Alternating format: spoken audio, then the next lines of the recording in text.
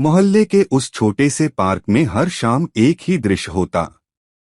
रामू काका अपनी पुरानी जर्जर साइकिल लगाकर उस पर एक डब्बा रख देते और ऊंची आवाज में बोलते, गरम गरम परांठे। जायकेदार अचार वाले उनके परांठे मशहूर थे, खासकर उनका आम का खट्टा मीठा अचार जो वह हर परांठे के साथ एक अतिरिक्त चम्मच में लगाकर देते। एक दिन बारिश हो रही थी। बहुत कम लोग निकले थे। रामू काका का डब्बा भरा हुआ था। तभी पार्क के बेंच के नीचे छिपे एक छोटे से लड़के की नजर उन पर थी। लड़का गीले और गंदे कपड़ों में था और उसकी आंखों में भूख साफ झलक रही थी। रामू काका ने उसे देखा। उन्होंने उसे पुकारा, अरे बेटा, इधर आ। लड़का झिझकता हुआ आया।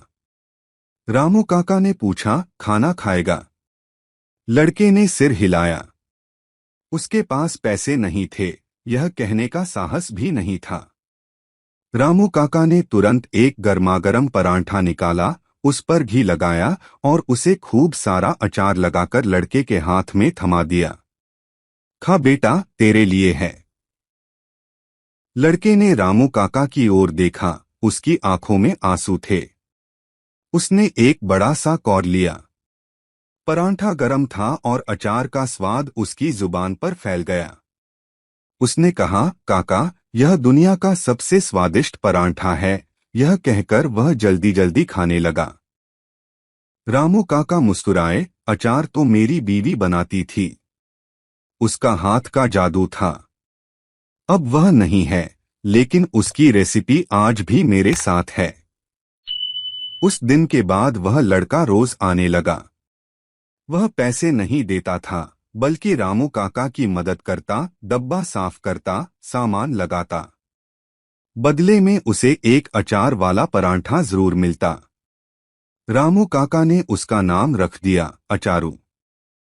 धीरे धीरे लोगों ने देखा कि रामू काका का छोटा सा ठेला अब 2 लोगों से चल रहा है।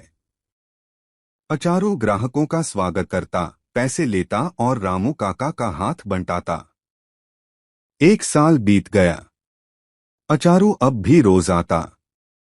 एक दिन रामू काका बीमार पड़ गए। डॉक्टर ने आराम करने को कहा। अगले दिन रामू काका चिंतित थे कि ठेला नहीं जल पाएगा। लेकिन जब वह खिड़की से देखते तो हैरान रह गए। 1 साल बीत गया। अचारू अब भी रोज आता।